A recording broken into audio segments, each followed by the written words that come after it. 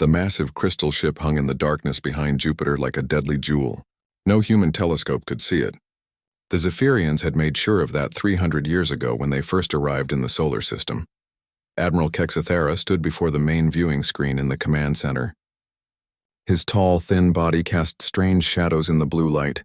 Like all Zephyrians, his skin looked like polished metal, and his eyes glowed with inner fire. He had been watching Earth for most of his very long life. "Status report," he said without turning around. His voice echoed in the minds of every officer on the bridge. The Zephyrians did not need to speak out loud. Their thoughts flowed between them like water. "The humans have reached the proper stage of development," replied his second-in-command, Captain Yelvana. "They have nuclear weapons, basic space travel, and planet-wide communication networks. They are ready for integration." Kexathera smiled, showing teeth like broken glass. Integration was what the Zephyrians called it when they took over a planet. They had done it to 47 worlds already. Each time they waited until a species reached just the right level of technology, not too primitive to be useful, but not advanced enough to fight back effectively. The process was always the same. First, they would send signals through the planet's own communication systems. These signals would slowly change how the people thought and felt. They would become more afraid, more angry at each other, less likely to work together. Then, when the planet was weak and divided, the Zephyrian fleet would arrive to finish the job. "Begin Phase 1, Kexathera ordered. "Start with the largest communication centers. Make the changes slow and subtle. We want them to think these feelings are their own." On the other side of the bridge, Chief Scientist Velandra worked at her station.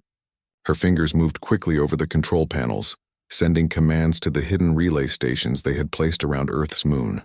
These stations would bounce their signals to every radio tower, television station, and internet hub on the planet. "The psychological conditioning signals are ready," she reported. "The humans will never know what hit them."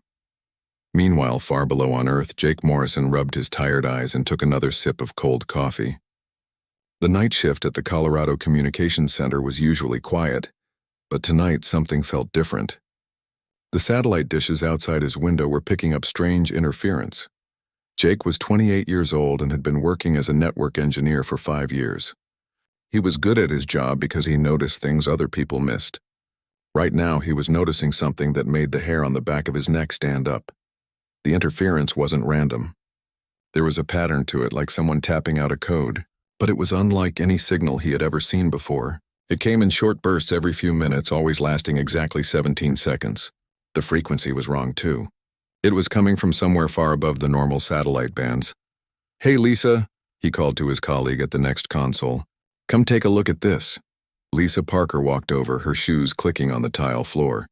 She was older than Jake, with gray hair and 20 years of experience. Most people in the building thought she knew everything there was to know about communications.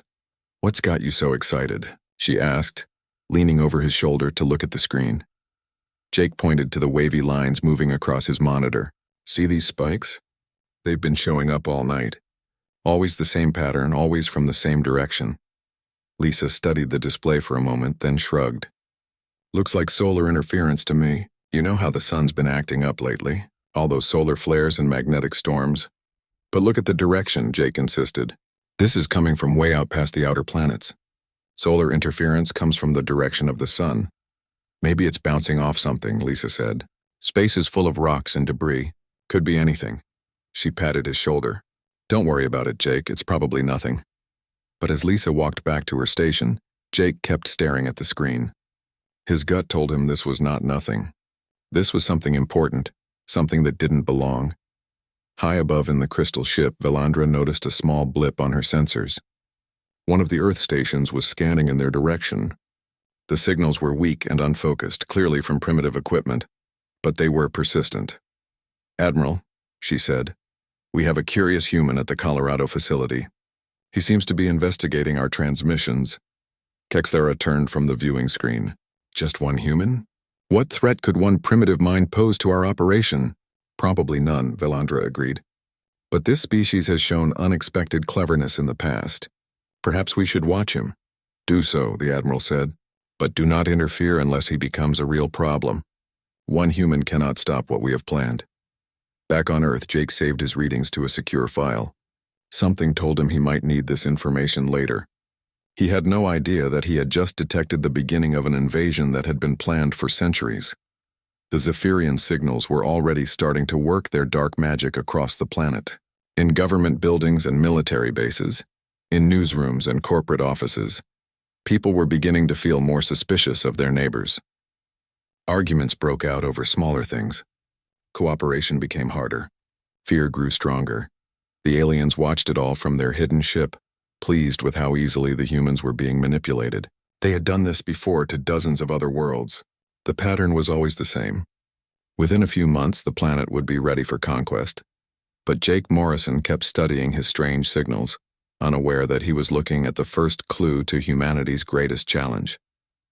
The night shift engineer who noticed things others missed was about to stumble onto a conspiracy that reached across the stars. He had no idea that the fate of his entire species might soon rest in his hands. The crystal ship continued its silent watch from the outer darkness, and the invasion of Earth moved forward according to plan. At least that was what the Zephyrians thought. They had never encountered a species quite like humanity before. They were about to learn that humans could be very unpredictable when their backs were against the wall. Jake Morrison could not stop thinking about the strange signals. Every night when he came to work, he spent his break studying the data he had collected. The patterns were becoming clearer, but they were also becoming more disturbing. The signals were not random interference. They were complex, structured, and definitely artificial. Someone or something was broadcasting them toward Earth with very specific timing. Jake had started keeping a notebook where he wrote down every detail. The signals came every 4 hours and 23 minutes. They always lasted exactly 17 seconds. And they were getting stronger. 3 weeks after his first discovery, Jake decided he needed help. He called his old college friend Carl Brooks, who worked as a mathematics professor at the University of Colorado. If anyone could make sense of these patterns, it would be Carl. They met at a small coffee shop near the university campus on a cold Tuesday morning. Carl looked tired, with messy hair and coffee stains on his shirt. He was the kind of person who got so interested in numbers that he forgot to eat or sleep. "So what's this big mystery you wanted to show me?" Carl asked, opening his laptop on the small table between them. Jake pulled out a flash drive and handed it to his friend. "I've been tracking some unusual signals at work. They're definitely not natural, but I can't figure out what they mean." Carl loaded the data and stared at the screen for several minutes. His expression changed from casual interest to serious concentration. He started making notes on a napkin, drawing charts and equations. "This is incredible," Carl finally said. "These aren't just random signals, Jake. There's a mathematical structure here that's unlike anything I've ever seen. Look at this sequence." He pointed to his scribblings. "The spacing between pulses follows a pattern based on prime numbers, but it's way more complex than anything humans have developed. What do you think it could be?" Jake asked, though he was starting to suspect he already knew. "I hate to say this," Carl replied, "but this looks like some kind of computer code, but not code for any computer system I know about. It's like someone designed it to interface with something biological, like they're trying to program living brains instead of machines." Jake felt his stomach drop. "You mean someone is trying to control people's minds?" "That's exactly what I mean," Carl said grimly. "And if this signal is as strong as your data shows, it could be reaching every communication device on the planet." While Jake and Carl were having their disturbing conversation, the effects of the Zephyrian mind control were spreading across the world. In the past month, international tensions had increased dramatically. Countries that had been allies were now viewing each other with suspicion. Trade agreements were being canceled. Military forces were being moved to border areas.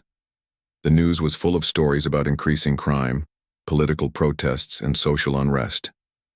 People seemed angrier and more afraid than usual, but everyone thought these were just natural developments. No one suspected that their thoughts and feelings were being manipulated by signals from space. In the crystal ship behind Jupiter, Admiral Kexathera was pleased with the progress. The psychological conditioning was working even better than expected. Soon it would be time for Phase 2 of the invasion plan. "How much longer until the humans are ready?" he asked Velandra. "Another 6 weeks should be sufficient," the scientist replied. "Their resistance to authority is breaking down nicely. Their cooperation levels are falling. When our fleet arrives, they will be too divided and demoralized to mount an effective defense." "Excellent," Kexathera said.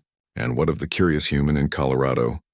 He is still investigating our signals, Velandra reported. But he appears to be working alone. Even if he discovers what we are doing, who would believe him? The Admiral nodded. They had faced similar situations before on other worlds. There was always at least one member of the target species who sensed something was wrong. But lone voices were easy to ignore or discredit.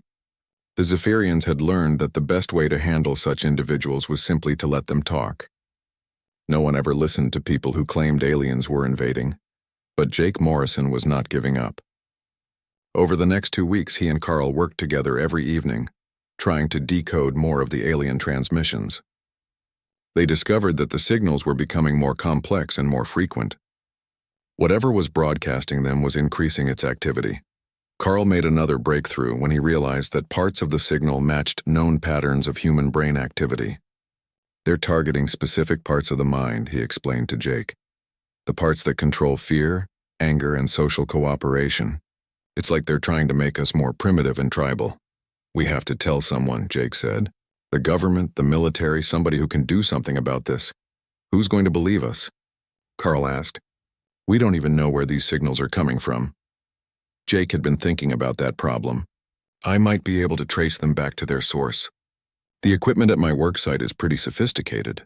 If I can modify it without anyone noticing, I might be able to backtrack the signal to wherever it's originating. It was a risky plan. If Jake got caught using company equipment for unauthorized purposes, he would lose his job. But if he was right about what the signals were doing, losing his job would be the least of humanity's problems. That weekend, Jake went to work with a toolbox full of electronic components he had bought with his own money. Working quickly and quietly, he modified several pieces of equipment to create a more powerful tracking system. By Sunday night, he had everything ready. On Monday evening, when the next signal burst came through, Jake was ready for it. His modified equipment locked onto the transmission and began tracing it back through space. What he found made his blood run cold. The signal was coming from somewhere near Jupiter, but according to every astronomical database he could access, there was nothing there. No asteroids, no space stations, no known objects of any kind. Yet his equipment clearly showed a massive artificial structure hiding in Jupiter's shadow. Jake stared at his screen in shock. Something huge was out there. Something that should have been visible to Earth's telescopes but somehow was not. Something that was broadcasting mind control signals toward his planet. For the first time since this all began, Jake truly understood the scope of what he was facing. This was not some random interference or unusual natural phenomenon. This was evidence of an alien presence in the solar system, and if his analysis was correct, these aliens were not friendly visitors. They were invaders, and they were already attacking humanity in the most insidious way possible. They were stealing people's minds without anyone even knowing it was happening. Jake saved all his data to multiple backup drives and copies. Tomorrow, he would have to decide who to trust with the most important discovery in human history. The problem was he was not sure anyone would believe him. And if the mind control signals were working as well as they seemed to be, he was not sure anyone would care. Jake Morrison's hands shook as he stared at the data on his screen. His modified equipment had not only detected the alien signal source, but it had also sent a brief probe signal back along the same path. What came back was impossible to believe. The structure hiding behind Jupiter was enormous. It was at least 50 miles long and shaped like a massive crystal. His probe had detected energy signatures that were completely unknown to human science. Whatever was out there was far more advanced than anything humanity had ever built. But Jake's probe had done something else. It had been detected. In the crystal ship, Velandra watched her instruments with growing alarm. Admiral, the human in Colorado has just sent an active scan in our direction. He has located our position. Kexthara turned from his meditation platform, his glowing eyes narrowing. How is that possible? Our cloaking technology has hidden us from far more advanced species. I am not certain, Velandra replied, but his probe signal was very crude, almost primitive. Perhaps our shields were designed to stop sophisticated scans, not simple ones. The Admiral considered this news. One human knowing their location should not matter. But if this human could prove their existence to others, it might complicate their invasion plans. Send a stealth ship to Earth, Kexthara ordered. Eliminate this problem before it grows larger. Should we stop the conditioning signals? Asked Captain Yelvana. No, we are too close to completion. Continue Phase 1 as planned. We will deal with this one human quietly. Jake had no idea that he was now being hunted. He was too excited about his discovery to think about the danger. He immediately called Carl and asked him to come to the communications center right away. When Carl arrived an hour later, Jake showed him everything. The signal traces, the probe results, the energy readings from the hidden structure. Carl sat in stunned silence as the evidence piled up. "This is real, isn't it?" Carl finally said. "There really is an alien ship out there." "Not just a ship," Jake corrected. "Something much bigger. And Carl, I think they've been here for a while. The signal patterns I've been tracking go back months, maybe longer." Carl studied the data more carefully. "If they've been here that long, why haven't they made contact? Why are they hiding?" "Because they're not here to make friends," Jake said grimly. "They're here to conquer us. Those mind control signals are just the first step." The two friends spent the next several hours analyzing everything Jake had discovered. The more they learned, the more frightened they became. The alien signals were affecting people all over the world. News reports from every country showed increasing violence, suspicion, and social breakdown. "We have to warn someone," Carl said. "The government, the military, NASA, somebody." Jake had already tried. That morning he had called the FBI, the Defense Department, and 3 different NASA facilities. Every conversation had been the same. The people he spoke to were polite but dismissive. They thanked him for his concern and promised someone would look into it, but Jake could tell they thought he was crazy. "No one believes me," Jake said. "They think I'm some kind of conspiracy nut." "Then we need better proof," Carl replied. "Something so clear that they can't ignore it." But before they could make more plans, Jake's equipment detected something new. A small object had appeared on his tracking screen, moving very fast toward Earth. Whatever it was, it would reach the planet in less than 6 hours. "That's not good," Jake muttered. "I think they know I found them." The Zephyrian stealth ship was invisible to human radar, but Jake's modified equipment could track its energy signature. He watched with growing dread as the ship entered Earth's atmosphere and began heading toward Colorado. "They're coming for me," he told Carl. "We need to get out of here right now." "Are you sure?" Carl asked. "Look at the screen. That ship is heading straight for this facility. They know exactly where I am." Jake quickly copied all his data to several flash drives while Carl gathered up the printed reports. They were preparing to leave when Jake heard footsteps in the corridor outside. But it was not the aliens coming for him. It was Ben Curtis, the security guard who worked the night shift.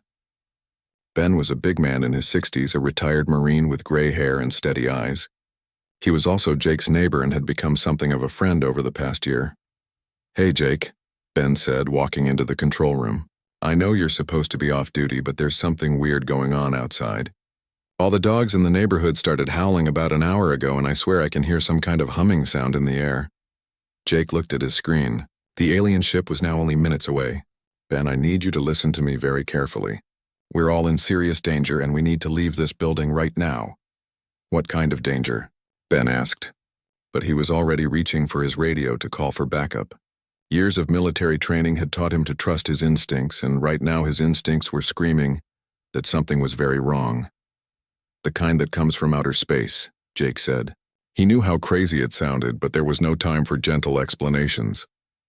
Ben looked at him for a long moment, then at Carl, who was holding a stack of papers and looking terrified. "You're serious, aren't you?" "Dead serious," Jake replied. "There's an alien ship heading for this building right now. They want to kill me because I discovered them." That was when the lights went out.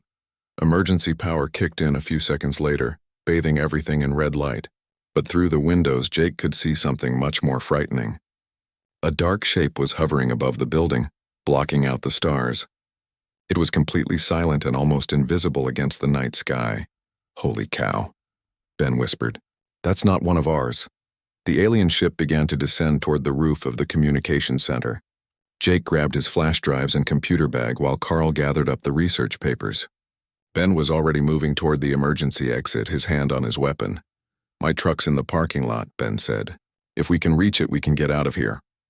They made it to the exit just as something began cutting through the roof above them. A brilliant blue light swept back and forth, slicing through steel and concrete like it was paper. Whatever was in that ship was coming inside to find them. Ben's truck was an old military surplus vehicle, built like a tank and painted camouflage green. They piled inside just as dark shapes began dropping through the hole in the roof. Jake caught a glimpse of tall, thin figures moving with inhuman grace, but he did not want to see more. Ben started the engine and floored the accelerator. The truck shot out of the parking lot with tires screaming. Behind them, the communications center erupted in blue flashes of light as the aliens searched for their target. "Where are we going?" Carl asked from the back seat.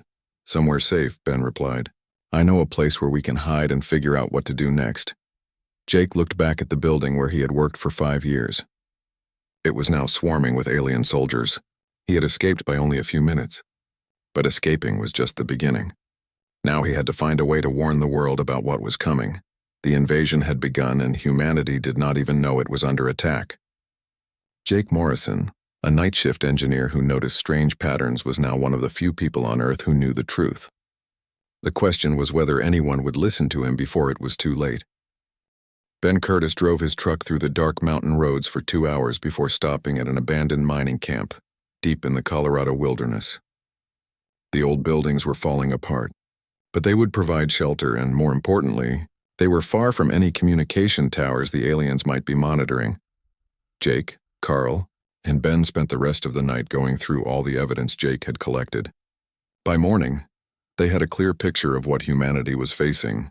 The aliens had been conditioning people's minds for months, making them more aggressive and less cooperative.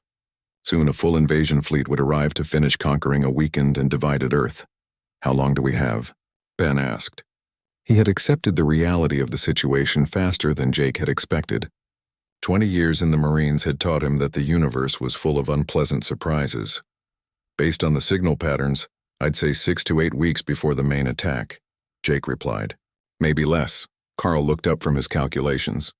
"The mind control signals are getting stronger every day. By the time their fleet arrives, people will be so confused and frightened that they won't be able to organize any kind of defense." "Then we need to stop the signals," Ben said. "Can we destroy their transmitter?" Jake shook his head. "It's on a ship 50 miles long, hiding behind Jupiter. We don't have any way to reach it." "But maybe we don't need to reach it," Carl said thoughtfully. "Jake, you said they're using our own communication networks to spread their signals, right?" "That's right. They're bouncing their transmissions off satellites and broadcasting through every radio tower, cell phone tower, and internet hub on the planet." Carl stood up and began pacing around the small room. "What if we could turn that against them? If they're using our networks, maybe we can use those same networks to attack them." "Attack them how?" Jake asked. "With a virus. Not a computer virus, but something designed to attack their biological systems. You said their technology interfaces with living brains. Maybe we can create something that will disrupt their neural networks the same way they're disrupting ours." Jake stared at his friend. "That's brilliant. But I don't know anything about alien biology." "No, but I know someone who might be able to help," Ben said. "My neighbor Amy Foster is a scientist who studies how different species communicate. If anyone can figure out how alien brains work, it's her." They drove to town that afternoon to find Dr. Amy Foster. She lived in a small house near the university, surrounded by books and scientific equipment. When Ben explained what they needed, her first reaction was to call them all crazy. But when Jake showed her his data and Carl explained his mathematical analysis, her attitude changed completely. "This is incredible," she said, studying the alien signal patterns. "These frequencies are designed to interact with mammalian neural pathways. Whoever created this understands human brain chemistry better than we do." "Can you figure out how their brains work?" Jake asked. Dr. Foster spent several hours analyzing the signals. Finally, she looked up with excitement in her eyes. "I think I can. Look at these patterns. They're not just sending signals to us, they're also receiving feedback. That means their own brains operate on similar principles to ours, just much more advanced." "What does that mean for us?" Carl asked. "It means we can fight back," Dr. Foster replied. "If I can reverse engineer their neural interface protocols, we might be able to create a signal that will disrupt their thinking instead of ours." While the scientists worked on understanding alien biology, Ben used his military contacts to quietly spread word about the coming invasion. Most people still did not believe the threat was real, but a few key individuals began making preparations. Squadron leader Tony Davis, an old friend from Ben's Marine days, started positioning fighter jets equipped with modified electronics at air bases around the country. He told his superiors it was a training exercise, but the pilots were briefed on how to fight enemies with unknown technology. Colonel Ruth Baker, who commanded a missile defense installation, quietly began running tests on her systems. She did not fully believe Ben's story, but she trusted his judgment enough to make sure her weapons were ready for anything. Meanwhile, Jake worked day and night to develop his virus. Dr. Foster had given him the key insights he needed about alien neural networks, but creating a working attack program was incredibly difficult. He was essentially trying to write software for a computer system he had never seen, using programming languages that did not exist. The breakthrough came when Carl realized that the aliens' greatest strength was also their weakness. They're all connected, he explained. Their entire civilization is like one giant network of minds. If we can get our virus into that network, it will spread to every alien in their empire. How do we get it into their network? Jake asked. The same way they got into ours, Carl replied. Through the communication systems they're already using. Jake spent the next week writing code unlike anything that had ever been created. It was part computer virus, part biological weapon, and part psychological warfare tool. If it worked, it would spread through the alien network like wildfire, disrupting their ability to think and communicate. But before Jake could finish his work, their time ran out.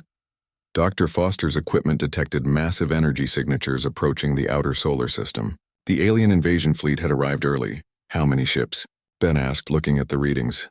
At least 200, Dr. Foster replied grimly. Maybe more. They're still too far away to get an exact count.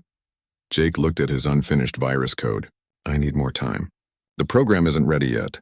How much more time? Ben asked. At least another week to test it properly. We don't have a week, Carl said. Look at the news. They turned on the television to see chaos erupting around the world. The alien mind control signals had reached maximum intensity. Governments were collapsing. Military units were fighting each other, and panic was spreading through every major city. It's now or never, Ben said. We have to try your virus even if it's not perfect. Jake nodded reluctantly. He had wanted to test the program more thoroughly, but the invasion fleet would reach Earth in less than 24 hours.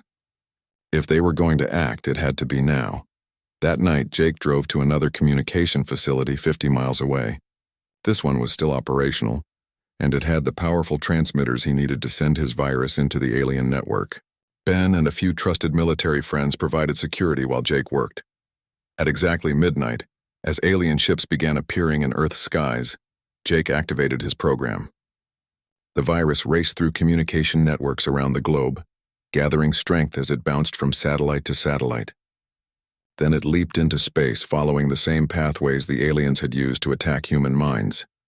For a moment, nothing seemed to happen. The alien ships continued their approach, dark and threatening against the stars. Then suddenly everything changed. The first alien ship began to wobble in its flight path. Then another. Within minutes, ships were crashing into each other as their pilots lost coordination. The precise, organized invasion fleet dissolved into chaos as Jake's virus spread through their neural networks like a plague. It's working, Carl shouted. Look at them. But Jake was not celebrating yet. He was watching his instruments, monitoring the virus as it spread deeper into the alien network. What he saw made him smile for the first time in weeks. The virus was not just disrupting the invasion fleet. It was racing back toward the alien home systems, spreading to every connected mind in their vast empire. For the first time in their history, the Zephyrians were experiencing what it felt like to have their thoughts invaded by an enemy they had underestimated. Admiral Kexathara felt the first wave of the virus hit his mind like a hammer blow. For 3,000 years his thoughts had flowed seamlessly with those of his crew, his fleet, and his entire species. The constant mental connection was as natural to him as breathing. Now suddenly that connection was being torn apart. What is happening? He tried to broadcast to his bridge crew, but his mental voice was met with silence. For the first time in his very long life, Kexathara was alone inside his own head. Around him, his officers were staggering and falling. Some were screaming, others were clawing at their heads as if trying to tear out the pain. The virus Jake had created was not just disrupting their communications. It was attacking the very foundation of Zephyrian consciousness. Belandra collapsed at her science station, her glowing eyes flickering like dying stars. "The network," she gasped. "The network is burning." On the main viewing screen, Kexathara watched his perfect invasion fleet destroy itself. Ships that had flown in precise formation for months were now spinning out of control, their pilots unable to coordinate their movements. Some vessels collided with others in bursts of brilliant flame. Many more simply fell toward Earth like broken toys. The admiral tried to send orders to his fleet commanders, but his thoughts could not reach them. The virus had severed every mental link between his ships. Each captain was now isolated and confused, trying to fight a battle without any way to communicate with their allies. On Earth, the tide of war was turning faster than anyone had thought possible. The alien ships that had seemed so threatening just hours before were now easy targets for human military forces. Squadron leader Tony Davis led his modified fighters against the confused invaders, shooting down ship after ship. "It's like fighting blind drunks," he radioed to his wingman. "They can't even fly straight anymore." Colonel Ruth Baker's missile defense systems were proving equally effective. The alien ships had lost their ability to coordinate their defensive measures. Her missiles were hitting target after target without any organized resistance. But the real battle was happening in a realm that humans could not see. Jake's virus was racing through the quantum communication networks that connected the Zephyrian Empire across thousands of light years. Every alien mind it touched was being cut off from the collective consciousness that had defined their species for millions of years. In the hidden crystal ship behind Jupiter, the effects were catastrophic. Without their mental network, the Zephyrians could not operate their advanced technology. Life support systems began failing. Navigation computers shut down. The massive ship that had seemed so powerful was now drifting helplessly through space. On Zephyr Prime, the aliens' homeworld, billions of citizens suddenly found themselves experiencing individual consciousness for the first time. Without the guiding influence of their collective mind, their highly organized society began to collapse. Cities fell into chaos as beings who had never made independent decisions struggled to function alone. Dr. Amy Foster watched the virus spread through her monitoring equipment, amazed by its effectiveness. "It's incredible," she told Jake over the radio. "Your program isn't just disrupting their fleet. It's destroying their entire civilization." Jake felt a mixture of triumph and concern. He had wanted to stop the invasion, but he had not expected his virus to be quite so devastating. "Are we killing them?" he asked. "No," Dr. Foster replied after studying her readings. "The virus is not physically harming them. It's just cutting the connections between their minds. They're experiencing what humans call loneliness for the first time in their species' history." On the crystal ship, Admiral Kexthera struggled to understand what had happened to his perfect plan. How had one primitive human created a weapon that could bring down an empire that had conquered 47 worlds? The answer was something the Zephyrians had never considered. Their strength had always come from their unity, their ability to think and act as one vast mind. But that same unity had made them vulnerable in a way they had never imagined. Humans were different. Every human mind was isolated and independent. They had to struggle to communicate with each other, to cooperate, to build anything together. The Zephyrians had seen this as a weakness, a sign of humanity's primitive nature. But that independence was also humanity's greatest strength. Jake Morrison had been able to create his virus precisely because he could think thoughts that no other mind could access. His ideas had been his own, shaped by his individual experiences and perspective. The Zephyrians, for all their advanced technology, had never learned to think as individuals. When their network was severed, they became helpless.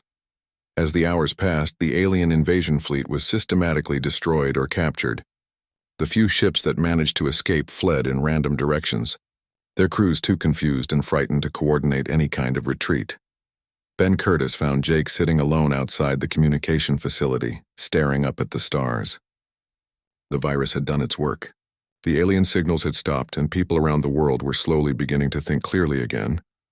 "You did it," Ben said, sitting down beside his friend. "You saved the world, did I?" Jake asked. "I just destroyed an entire civilization. Billions of beings are now cut off from everything they've ever known." "They would have done worse to us," Ben replied. "They wanted to turn us into slaves." Jake nodded, but he still felt the weight of what he had done. In defending humanity, he had fundamentally changed another species forever. Over the following days, as Earth's government slowly restored order, a surprising thing began to happen. Messages started arriving from distant star systems. Other species that had been enslaved by the Zephyrian Empire were declaring their independence. The virus had not just freed Earth from invasion. It had liberated dozens of worlds from an oppression that had lasted for centuries. Species that had been reduced to mindless servants were rediscovering their own thoughts and cultures. Dr. Foster received the first direct communication from a grateful alien species 3 weeks later. It was a simple message from a world called Kepler 442b. "Thank you for returning our minds to us." More messages followed. Some species offered to share their technology with humanity. Others simply wanted to establish peaceful contact. A few even offered to help protect Earth from other potential threats. Jake Morrison, the night shift engineer who had noticed strange patterns in satellite data, had accidentally made humanity a major power in the galaxy, not through conquest or intimidation, but by demonstrating the unique strength that came from independent thought. The Zephyrians who had survived the virus eventually adapted to their new reality. Cut off from their collective consciousness, they slowly learned to think as individuals. Some even came to appreciate the freedom they had never known they were missing. Admiral Kexithera was among the survivors, now imprisoned on Earth while diplomats tried to figure out what to do with him. In his cell, he spent long hours trying to understand how his superior civilization had been defeated by beings he had considered primitive. The answer, he finally realized, was that the Zephyrians had never truly been superior. They had been powerful, yes, and technologically advanced, but they had forgotten how to be individuals, how to think new thoughts and solve unexpected problems. Humanity, with all its chaos and conflict, had retained something the Zephyrians had lost long ago: the ability to surprise themselves and others. Jake Morrison returned to his job at a new communication facility, but his work had changed completely. Instead of monitoring for interference, he now coordinated communications with dozens of alien species across the galaxy. Earth had become a beacon of hope for any civilization that valued freedom of thought. And sometimes, late at night when he was monitoring the vast networks that now connected Earth to the stars, Jake would remember the strange signals that had started it all. He had noticed something others had missed, asked questions others had ignored, and changed the course of galactic history.